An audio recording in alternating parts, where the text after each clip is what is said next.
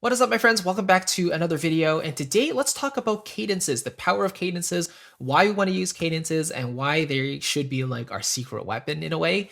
And yeah, I use them all the time. I think most Western music, or really any music that we're familiar with, uses cadences to some degree if there's some sort of harmonic structure. So we're going to dive into that. But before we do that, I want to give you my music theory fundamentals guide in case you don't have it yet. It basically combines the very basics of music theory, including scales, chords, harmony, cadences as well. All the great stuff, putting it into a digestible, easy to read guide. You can read it all within an afternoon if you like, but I wanted to give it to you as a gift for watching this video. So click the link in the box below. It'll take you straight there and you can enjoy it anytime you want. So let's talk about cadences really quickly. What are cadences and how do they benefit our music? So cadences are essentially punctuation marks in music. You could think of them as like commas, periods, exclamation marks, that type of thing.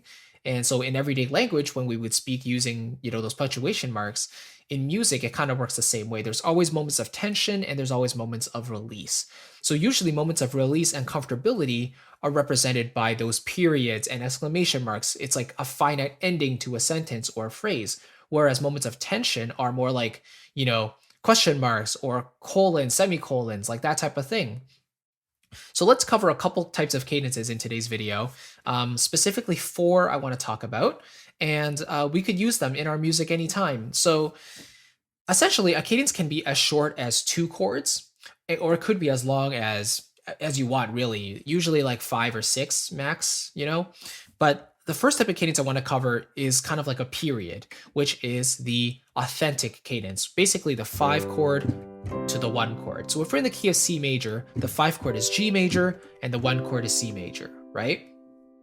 And the reason this sounds so good, so if I play this 1, 5, 1, right? Why does that sound complete? Because we're starting from a place of resolution, the 1 chord, we're going to the 5 chord, which is as far away from the 1 as you can get, and then you go back to the 1. And so you get resolution, tension, resolution. And so this feels very complete, this feels very resolute, and you can end off a piece of music like this. Most pieces of classical music end with some sort of 5-1 in the scale they're working in. All right, so that's the first one. The second one, let's talk about the Plagal Cadence, which is kind of like the authentic cadence, the 5-1, but it's slightly weaker. So that's the 4 to the 1. So if I was to do 1-4-1, it would sound like this. Almost sounds like a church, like Amen, that type of thing, And so this is really nice because essentially the 4 chord is closer to the 1 chord than the 5 chord is, but it still connects very smoothly because there's a common tone there. That's C. As you can see, C is common between the 1 and the 4 chords. So there's a bit of more of a smooth motion there. Whereas going from 1 to 5, there's no common tone. So the 5 feels a lot more tension-like. There's no commonality between those chords, right? So anyway, that's the second one. So we have authentic, which is 5-1. We have plagal, which is 4-1. Then let's move on to the half cadence. So the inauthentic cadence, I guess you could say, which is the opposite of 5-1. It's 1-5 or 4-5. So that would sound like this. And so you would expect the resolution back to 1, like da, da, da, but we don't get that. So we end on the 5 chord, and that feels very open-ended. It's like you're asking a question, right? So usually if you're writing a piece of music and you want to end off like this, let's say the A section with a question mark, then you can finish on the 5 chord, And the 5 chord really is the strongest chord you can end on to give a sense of tension or to give a sense of questioning in a way, right? Or ambiguity in a way, in terms of classical terms.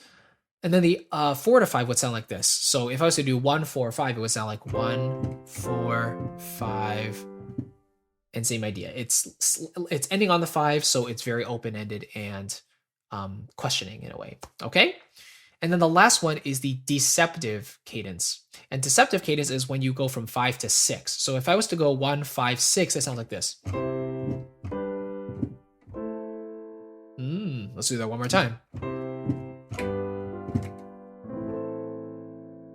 Right? So you can hear how this cadence, it almost makes us feel like we want to go back to the 1 again, like 1-5, 1, we want to have that sense of resolution, but instead we go up to the 6th chord, which is actually a minor chord in the major key. And so it's basically deceiving us. It's tricking us. Like we thought we would go back to 1, but instead we go back, we go up to the 6, which is totally different.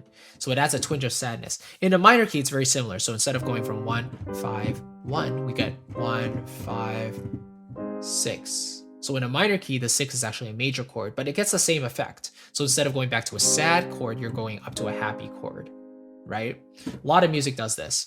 But these are the 4 types of cadences that you can start incorporating if you're not familiar with them. So perfect or authentic cadences, so 5 to 1, plagal, which is 4 to 1, imperfect or half cadence, which is 1 to 5 or 4 to 5, and also the deceptive cadence, which is going from 5 to 6.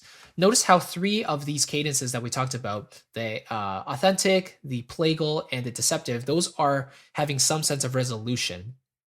Whereas the tension one, the 4 to the 5 or the 1 to the 5, I only talked about one of those. Like you could go over many of them, but the whole idea is that when you resolve at the very end of a phrase or a piece of music, it makes us feel nice and resolute. And so I love introducing tension in music, but at the same time, the resolution is equally as important because ultimately that's going to make us feel satisfied and happy that we're listening to a piece of music. If we can't predict what's going to happen sometimes, it could actually frustrate the listener and withdraw us from the emotional experience of the music. So kind of something to think about.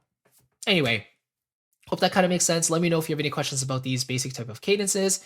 And if you don't have the Music Theory Fundamentals guide yet, of course, I want to give that to you totally free. You can check it out by clicking in the description box below. Again, it combines the very basics of music theory, but explained very simply. And I had a lot of people ask me about the basics, so I thought, why not just create a guide and give it to you totally free? So just check that out if you want to, and I'll see you in the next video. Take care, my friend. Bye-bye.